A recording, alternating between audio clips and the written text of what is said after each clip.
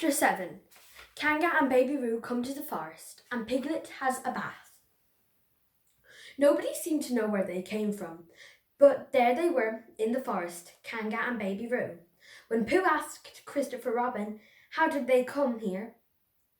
Christopher Robin said, in the usual way, if you know what I mean, Pooh. And Pooh, who didn't, said, oh, and then he nodded his head twice and said, in the usual way, ah. And then he went to call upon his friend Piglet to see what he thought about it. And Piglet's house he found Rabbit, so they all talked about it together. What I don't like about it is this, said Rabbit. Here are we, you, Pooh, and you, Piglet, and me, and suddenly, and Eeyore, said Pooh, and Eeyore, and then suddenly, and Owl, said Pooh, and Owl, and then all of a sudden, oh, and Eeyore, said Pooh. I was forgetting him. Here we are, said Rabbit very slowly and carefully, all of us. And then suddenly we wake up one morning and what do we find? We find a strange animal among us. An animal of whom we have never even heard before. An animal who carries her family about with her in her pocket. Suppose I carried my family about with me in my pocket. How many pockets should I want? 16, said Piglet. 17, isn't it? Said Rabbit. And one more for a handkerchief. That's 18. 18 pockets in one suit. I haven't time. There was a long and thoughtful silence, and then Pooh, who had been frowning very hard for some minutes, said, I make it 15. What? Said Rabbit. 15. 15 what? Your family? What about them? Pooh rubbed his nose and said that he thought Rabbit had been talking about his family. Did I? Said Rabbit carelessly. Yes, you said, never mind, Pooh, said Piglet impatiently. The question is, what are we to do about Kanga? Oh, I see, said Pooh. The best way, said Rabbit, would be this. The best way would be to steal Baby Roo and hide him, and then Kanga would say, where is Baby Roo? We say, aha! Aha, said Pooh, practicing. Aha, aha. Of course, he went on, we could say aha, even if we hadn't stolen Baby Roo. Pooh, said Rabbit sadly, you haven't any brain. I know, said Pooh humbly. We say aha, so that Kanga knows that we know where Baby Roo is. Aha means, we'll tell you where Baby Roo is if you promise to go away from the forest and never come back. Now, don't talk while I think. Pooh went into a corner and tried saying, aha, in that sort of voice. Sometimes it seemed to him that it did mean what Rabbit said, and sometimes it seemed to him that it didn't. I suppose it's just practice, he thought. I wonder if Kanga will have to practice it so as to understand it. There's just one thing, said Piglet, fidgeting a bit. I was talking to Christopher Robin, and he said that Kanga was generally regarded as one of the fiercer animals. I'm not frightened of fierce animals in the ordinary way, but it is well known that if one of the fiercer animals is deprived of its young, it becomes as fierce as the two of the fiercer animals, in which case, aha, is probably a foolish thing to say. Piglet, said Rabbit, taking out a pencil and licking the end of it. You haven't any pluck. It is hard to be brave, said Piglet, sniffing slightly, and when you're only a very small animal. Rabbit, who had begun to write very busily, looked up and said, it is because you are a very small animal that you will be useful in the adventure before us.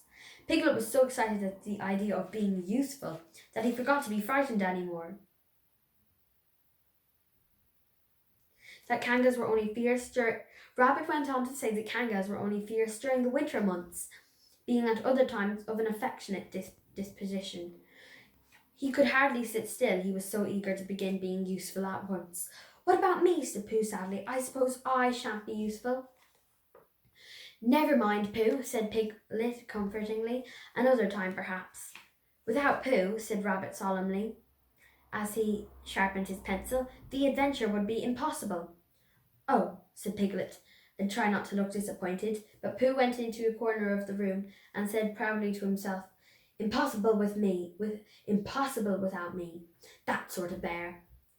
Now listen, all of you, said Rabbit, when he had finished writing, and Pooh and Piglet sat listening very eagerly with their mouths open.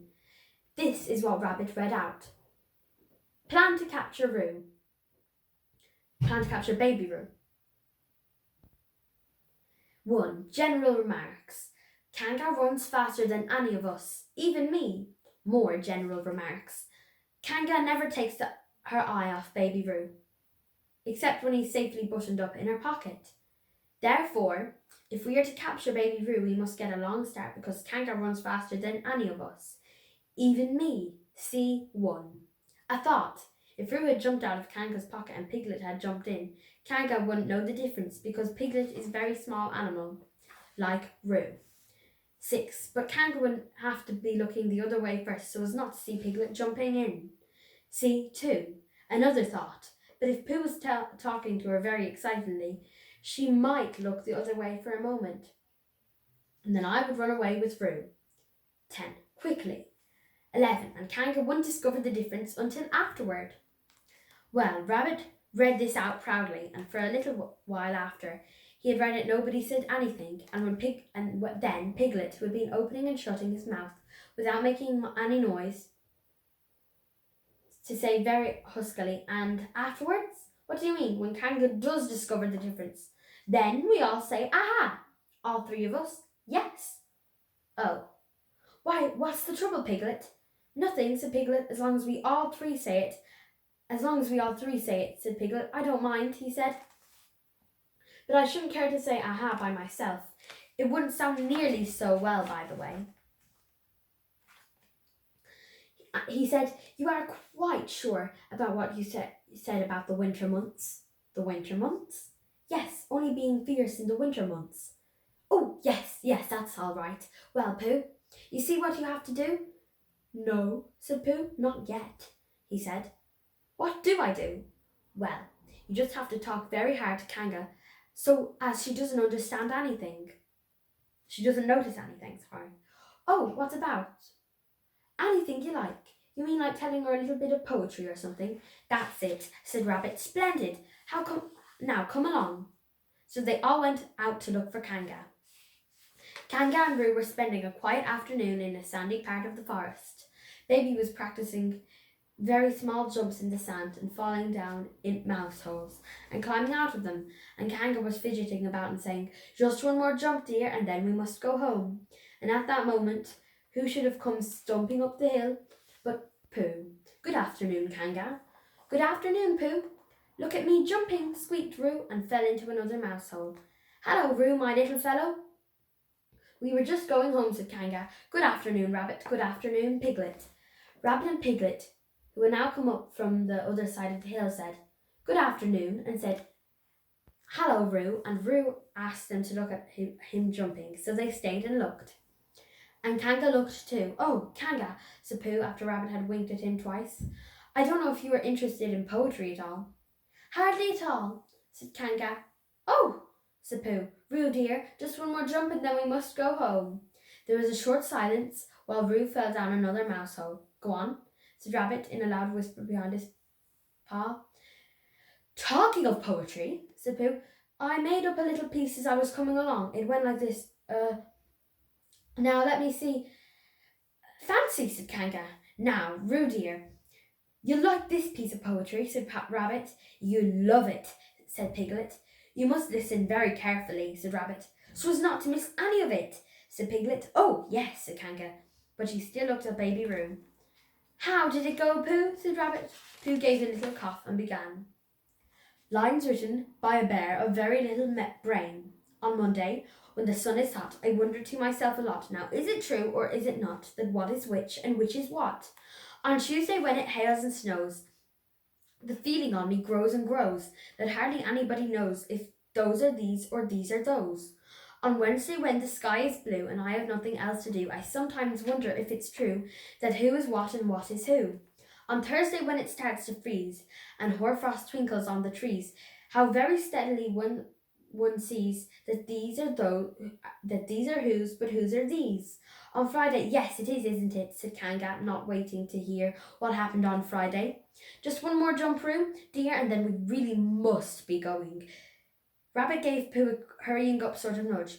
Talking of poetry, said Pooh quickly. Have you ever noticed that tree right over there? Where? Said Kanga. Now, Roo. Right over there, said Pooh, pointing behind Kanga's back. No, said Kanga. Now, jump in, Roo dear, we'll go home. You ought to look at the tree right over there. Shall I lift you in, Roo? And he picked up Roo in his paws. I can see a bird in it from here, said Pooh. Or is it a fish? You ought to see that bird from here, said Rabbit. Unless it's a fish. It isn't a fish. It's a bird, said Piglet. So it is, said Rabbit. Is it a starling or a blackbird, said Pooh. That's the whole question. Is it a blackbird or a starling? And then at the last moment, Kanga did turn her head to look, and at the moment in her head was turned, Rabbit said in a loud voice, In you go, Roo, and in jumped Piglet in Kanga's pocket, and off scampered Rabbit with Roo in his paws, as fast as he could. Why, where's Rabbit? Said Kanga, turning around again. Are you all right, Roo dear? Piglet made a squeaky Roo noise from the bottom of Kanga's pocket. Rabbit had to go away, said Pooh. I think he thought of something he had to go and see about suddenly. And Piglet? I think Piglet thought of something of the same time. Suddenly. Well, we must be getting home, said Kanga. Goodbye, Pooh. And in 3 large jumps she was gone. Pooh looked after her as she went. I wish I could jump like that, he thought. Some can and some can't. That's how it is.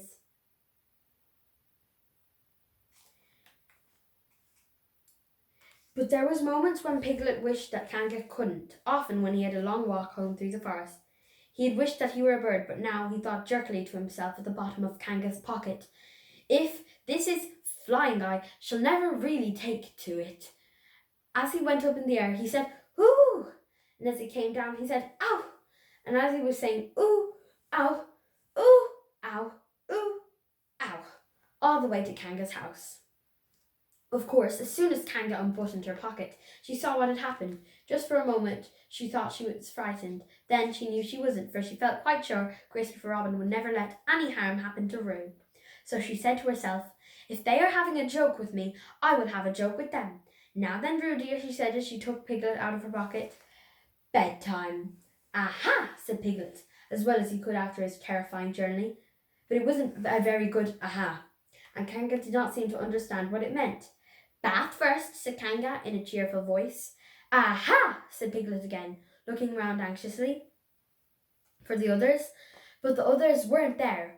Rabbit was playing with baby Roo in his own house and feeling more fond of him every minute, and Pooh, who had decided to be a Kanga, was still at the sandy place on top of the forest practicing jumps. I'm not at all sure, said Kanga in a thoughtful voice, that it wouldn't be a good idea to have a cold bath this evening. Would you like that, Roo dear?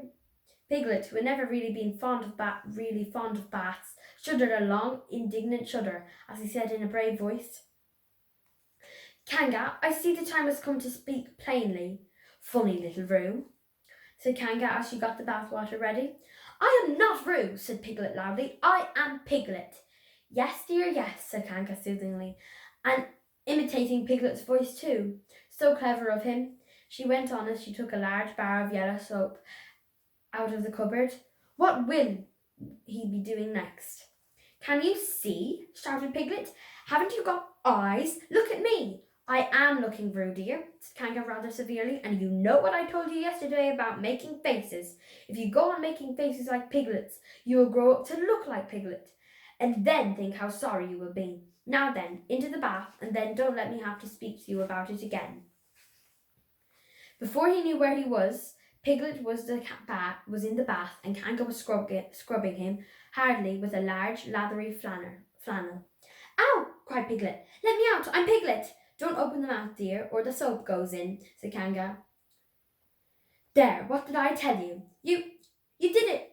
You did it on purpose, spluttered Piglet as soon as he could speak again, and then, accidentally, had another mouthful of lathery flannel.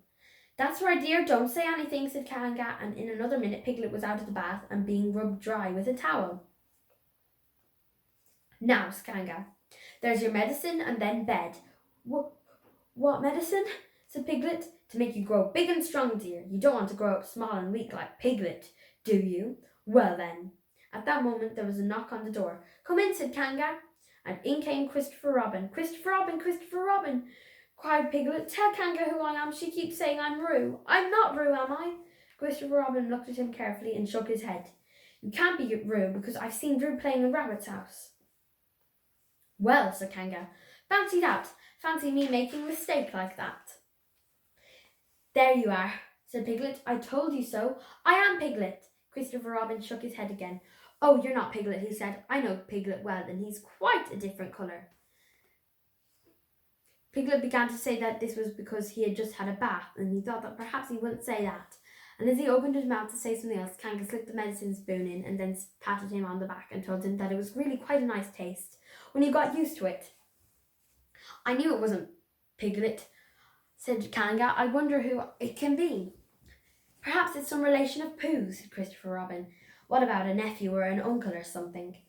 Kanga agreed that this was probably what it was, and he said that he would have to call it by some name. I shall have to call it Pootle, said Christopher Robin. Henry Pootle for short. And just when it was decided, Henry Pootle wriggled out of Kanga's arm and jumped out to the ground. To his great joy, Christopher Robin had left the door open. Never had Henry Pootle Piglet run so fast as he ran then, and he didn't stop running until he had got quite close to his house. But when he was 100 yards away, he stopped running and rolled the rest of the way home so as to get his own nice, comfortable colour back again. So Kanga and Roo stayed in the forest, and every Tuesday Roo spent the day with his great friend Rabbit, and every Tuesday Kanga spent the day with her great friend Pooh, teaching him to jump, and every Tuesday Piglet spent the day with his great friend Christopher Robin. So they were all happy again. And that's the end of chapter 7. Kanga and Baby Roo come to the forest and Piglet has a bath. So thank you so much for watching, and I hope you enjoyed that chapter of Winnie the Pooh by A.A. Milne, and I will see you next week on Maeve Reads Books.